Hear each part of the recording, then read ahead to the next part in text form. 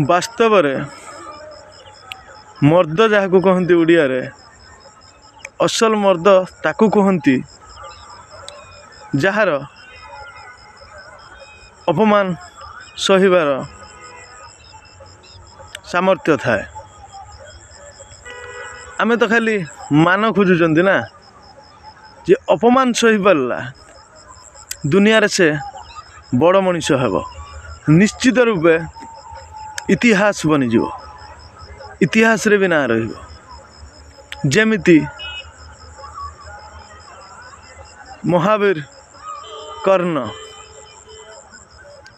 महादानी कर्ण अपमान द्रौपदी स्वयंवर रे द्रौपदी निजे कर्ण को सुतपुत्र कही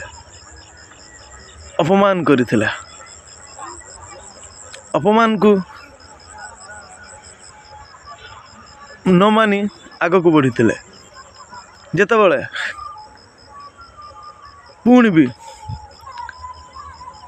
पुणी थरे अपमान अर्जुन भी करते सुतपुत्र कही जिते बड़े पोषा खेल चली तो अपमानित होई जे सही आग को बढ़िला निश्चित रूपे से इतिहास बनीज आ देखंतु अपमानित करिथिबा लोक आ अपमानित हेइथिबा लोक अपमानित करिथिबा व्यक्ति आ अपमान सहिथिबा व्यक्ति अपमान करिथिबा व्यक्ति केबे भी बढ़ी पारेनी आ अपमान सहिथिबा व्यक्ति सब बेले बढ़ी थाए। आज जेतेबेले भी महावीर कथा आसे सर्वप्रथमे अंगराज कर्ण कथा महावीर कर्ण कथा आसे कहीं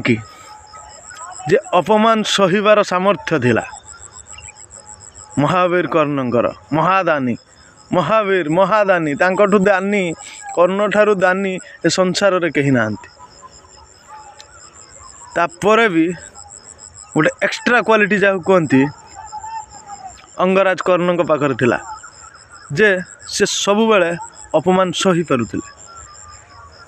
तो आमको पदे कहीं कहीदेले आमे सही पारु नांती जे अपमान सही पारिबो निश्चित रूपे से मान भी पाइब आ सब बेले मान पाइबा को आमे तो इच्छा अभिलाष रखुचंती अपमानित पाइले जी भी अपमान होउची जानिबो जे से निश्चित रूपे बड़ मनीष हम बहुत आग को जीव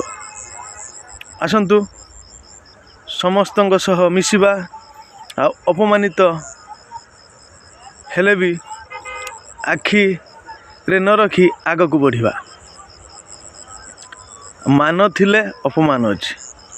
आ अपमान थिले भी मान अछि अपमान पाउथबा लोक निश्चित रूपे बड़ होइछि। समस्त को धन्यवाद रहुछि पुणी देखा आउ गोटे सुंदर कहानी रे। जय श्री राम जय जय श्री राम।